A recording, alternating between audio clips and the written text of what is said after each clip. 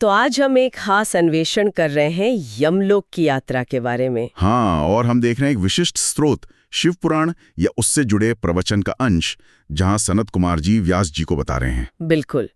तो हमारा उद्देश्य है मृत्यु के बाद के रास्ते और यमलोक की प्रकृति को समझना, जैसा इस स्रोत में बताया गया है। तो मूल विचार ये है कि इस स्रोत के अनुसार जाना तो सबको यमलोक ही है। हाँ, ये तो तय है। लेकिन यात्रा कैसी होगी ये कर्मों पर निर्भर करता है। और ये भी बताया है कि यमलोक मृत्यु लोक से कोई 86,000 योजन दूर है। हाँ, काफी लंबा फासला है। और वहां पहुंचने के 2 अलग-अलग रास्ते बताए गए हैं। 2 रास्ते? अच्छा। हाँ, एक है पुण्यात्माओं के लिए, मतलब जिन्होंने अच्छे कर्म किए, जो सौम्य थे, दयालु थे। उनके लिए कैसा रास्ता है? उनके लिए एक आसान सौम्य मार्ग है जो यमपुरी के पूर्वी द्वार तक जाता है। और दिलचस्प बात यह है कि उन्हें ये लंबी यात्रा भी छोटी सी लगती है। कमाल है। मतलब मंजिल एक पर अनुभव इतना अलग। बिल्कुल। और यही स्रोत का एक मुख्य बिंदु है, क्योंकि दूसरा रास्ता है पापियों के लिए, जिन्होंने बुरे कर्म किए, दान वगैरह नहीं किया। हाँ बिल्कुल, उनके लिए है भयानक दक्षिणी मार्ग, भयानक दक्षिण मार्ग। और उनके लिए ये यात्रा न सिर्फ लंबी लगती है, बल्कि बहुत कष्टदायक भी होती है। उफ, ये भयानक मार्ग कैसा है? मतलब क्या मुश्किलें आती हैं रास्ते में? स्रोत में इसका विवरण है। वो रास्ता बहुत कठिन है। कहीं तीखे कांटे हैं, कहीं नुकीले कंकड़ पत्थर जैसे छुरे की धार हो, बाप रे। कहीं गहरी कीचड़ है, तो कहीं लोहे की सुई जैसी चुभने वाली घास, ढाब जिसे कहते हैं। और ये मुश्किलें सबके लिए एक जैसी या कर्मों के हिसाब से बदलती हैं? नहीं, कर्मों के हिसाब से। पाप जितने गंभीर, रास्ता उतना ही मुश्किल। मतलब छोटे पापों के लिए शायद थोड़ी कम कठिनाई, बड़े पातकों के लिए बहुत ज्यादा। और आपने दान की बात की थी। हाँ, खास तौर पर कहा गया है कि जिन्होंने दान नहीं किया, उन्हें बहुत ज्यादा दुख उठाना पड़ता है इस रास्ते पे। तो मतलब दान का इस यात्रा से सीधा संबंध है? बिल्कुल। दान को पाथे कहा गया है, जैसे रास्ते के लिए जरूरी सामान या खर्च। जिन्होंने दान किया है, उनकी यात्रा सुखपूर्वक होती है। अच्छा, तो दान एक तरह से राह खर्च का काम करता है। हाँ, एक तरह से कह सकते हैं। ये उस मुश्किल सफर के लिए प्रावधान जैसा है। समझ गए।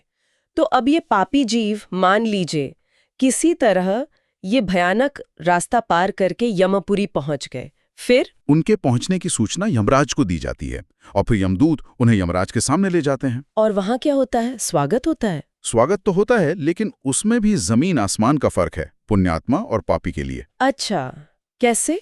पहले पुण्यात्माओं का बताइए। पुण्यात्माओं का तो यमराज बहुत आदर से स्वागत करते हैं, आसन देते हैं, पाद्य और अर्घ्य देते हैं, मतलब पैर धोने को जल और सम्मान सूचक भेंट। और बहुत प्रेम से बात करते हैं, उनके अच्छे कर्मों की प्रशंसा करते हैं। कहते हैं, आप जैसे वेदोक्त कर्म करने वाले महात्मा धन्य हैं। वाह। फिर उन्हें कहाँ भेजते हैं? उन्हें फिर निर्मल स्वर्गलोक भेज दिया जाता है, जहाँ दिव्यांगनाएं हैं और हर तरह के मनोवांछित पदार्थ, मतलब सारे सुख हैं। और क्या ये हमेशा के लिए होता है या कुछ और भी है? स्रोत में एक छोटी सी बात और है। अगर पुण्य क्षीण होने पर, मतलब स्वर्ग भोगने के बाद थोड़े अशुभ कर्म बाकी रह जाएं, अच्छा, तो उन्हें फिर थोड़े समय के लिए यहाँ यमलोक वापस आकर उसे भोगना पड़ सकता है। ओ, ये दिलचस्प है। तो पुण्यात्माओं के लिए यमराज का रूप कैसा होता है? डरावना तो नहीं होता होगा? नहीं, बिल्कुल नहीं। पुण्यात्माओं को यमराज एक मित्र जैसे, सौम्य धर्मराज के रूप में दिखते हैं। मित्र जैसे और सौम्य। ठीक है, अब आते हैं पापियों पर। उनके लिए यमराज कैसे दिखते हैं? उनके लिए बिल्कुल विपरीत। उनको यमराज का अत्यंत भयानक रूप दिखाई देता है। भयानक मतलब कैसा? उसका भी पूरा वर्णन है। दाढ़ों से विकराल मुख, भौहें एकदम तनी हुई, बाल ऊपर उठे हुए, बड़ी दाढ़ी मूछ, होंठ फड़कते हुए, और 18 भुजाएं बताई गई हैं। 18 भुजाएं? उनमें कुछ होता भी है? हाँ, सभी भुजाओं में हर तरह के अस्त्र शस्त्र उठे होते हैं। वो बहुत क्रोधित और काले कोयलों के ढेर जैसे दिखते हैं। और वो करते क्या हैं? बस दिखते ही भयानक हैं? नहीं, वो दंड का भय दिखाकर उन पापियों को डांटते रहते हैं। अच्छा, और भी कुछ बताया है उनके रूप के बारे में? हाँ, बताया है कि वो एक बहुत बड़े भैंसे पर सवार होते हैं, लाल वस्त्र और लाल माला पहले हुए। लाल रंग। उनका कद महामेरु पर्वत जितना ऊंचा बताया है। आंखें जैसे जलती हुई आग हों। और आवाज आवाज प्रलय काल के मेघ गर्जन जैसी गंभीर। ये तो कल्पना करना भी मुश्किल है। हाँ, उपमाएं भी दी गई हैं, जैसे वो महासागर पी रहे हों या पर्वत निगल रहे हों या मुंह से आग उगल रहे हों। वाकई बहुत ही भयावह। और क्या यमराज अकेले होते हैं इस रूप में? नहीं, उनके साथ उनका पूरा भयानक दल होता है। दल? उसमें कौन कौन होता है? जैसे मृत्यु देवता जो प्रलय की अग्नि जैसे हैं, काल देवता जो काजल के समान काले हैं, भयंकर कृतांत देवता, और फिर मूर्तिमान उग्र महामारी, भयंकर काल रात्रि, मतलब ये सब जैसे सजीव रूप में वहां मौजूद हैं। बीमारियां भी। हाँ, मूर्तिमान रोग और भयंकर कुष्ठ रोग भी।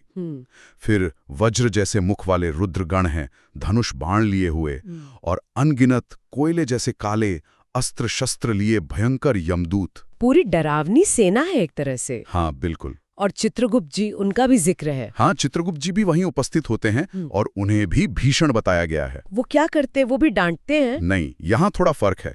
यमराज तो इन पापियों को बहुत डांटते हैं, लेकिन भगवान चित्रगुप्त धर्मयुक्त वचनों से उन्हें उनके कर्म समझाते हैं। अच्छा, तो एक तरह से हिसाब किताब समझाते। हाँ बिल्कुल।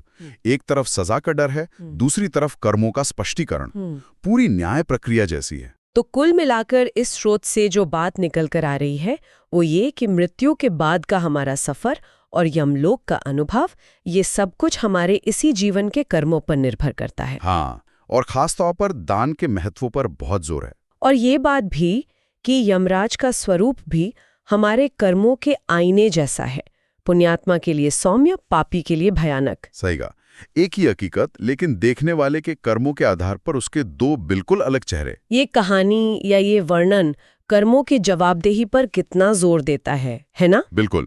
ये इस विशिष्ट विश्वास प्रणाली के अनुसार मृत्यु के बाद न्याय की एक रूपरेखा देता है। और ये देखना दिलचस्प है कि कैसे एक ही व्यक्तित्व, यमराज, न्याय और भय दोनों का प्रतीक बन जाते हैं। हाँ, और ये पूरी तरह व्यक्ति के अपने जीवन पर निर्भर करता है कि वो उन्हें किस रूप में देखेगा। बिल्कुल। अच्छा, अंत में एक सवाल मेरे मन में घूम रहा है।